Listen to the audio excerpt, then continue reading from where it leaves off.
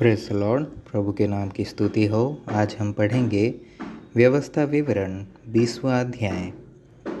जब तू अपने शत्रुओं से युद्ध करने को जाए और घोड़े, रथ और अपने से अधिक सेना को देखे, तब उनसे न डरना।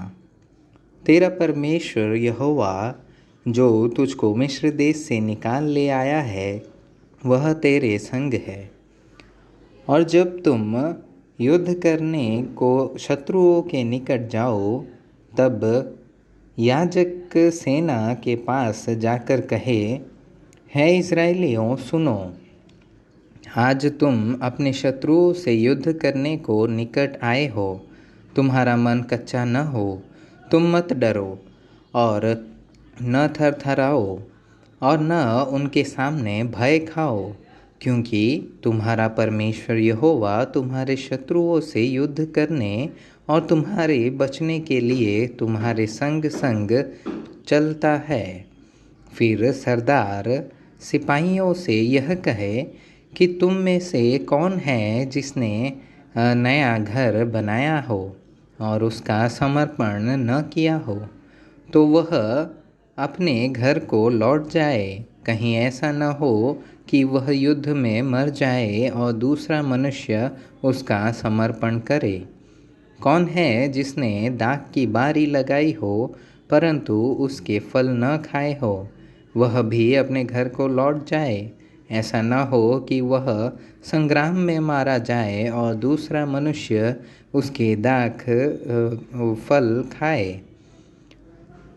फिर कौन है जिसने किसी स्त्री से ब्याह की बात लगाई हो परंतु उसको ब्याह न लाया हो, वह भी अपने घर को लौट जाए। ऐसा न हो कि वह युद्ध से मारा जाए और दूसरा मनुष्य उससे ब्याह कर ले।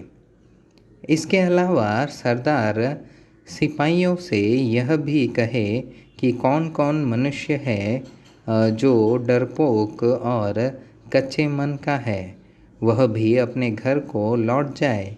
ऐसा न हो कि उसकी देखा देखी उसके भाइयों का भी हियाव टूट जाए। और जब प्रधान सिपाहियों से यह कह चुके, तब उन पर प्रधानता करने के लिए सेनापतियों को नियुक्त करे। जब तू किसी नगर से युद्ध करने को उसके निकट जाए, तब पहले उससे संधि करने का समाचार दे।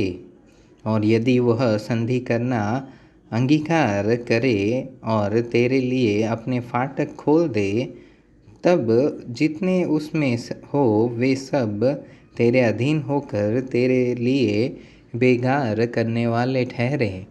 परंतु यदि वे तुझसे संधि न करे परंतु तुझसे लड़ना चाहे, तो तू उस नगर को घेर लेना।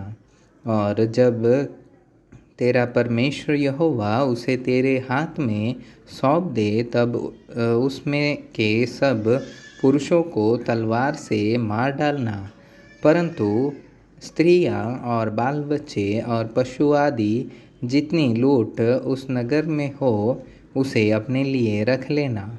और तेरे शत्रुओं की लूट जो तेरा परमेश्वर यहोवा तुझे दे, उसे काम में लाना। इस प्रकार उन नगरों से करना जो तुझसे बहुत दूर है, और इन जातियों के नगर नहीं हैं, परंतु जो नगर इन लोगों के हैं जिनका अधिकारी तेरा परमेश्वर यहोवा तुझको ठहराने पर है, उनमें से किसी प्राणी को जीवित न रख छोड़ना, परंतु उनको अवश्य सत्यानाश करना, अर्थात हित्तियों, एमोरियों, कनानियों, परिज्जियों, हिव्वियों और यबूसियों को, जैसे कि तेरे परमेश्वर यहोवा ने तुझे आज्ञा दी है। ऐसा न हो कि जितने घिनौने काम वे अपने देवताओं की सेवा में करते आए हैं, वैसा ही करना तुम्हें भी सिखाएं, और तुम अपने परमेश्वर यहोवा के विरुद्ध पाप करने लगो। जब तू युद्ध करते हुए किसी नगर को जीतने के लिए उसे बहुत दिनों तक घेरे रहे, तब उसके वृक्षों पर कुल्हाड़ी चलाकर उन्हें नाश न करना, क्योंकि उनके फल तेरे खाने के काम आएंगे, इसलिए उन्हें न काटना। क्या मैदान के वृक्ष भी मनुष्य हैं कि तू उनको भी घेर रखे?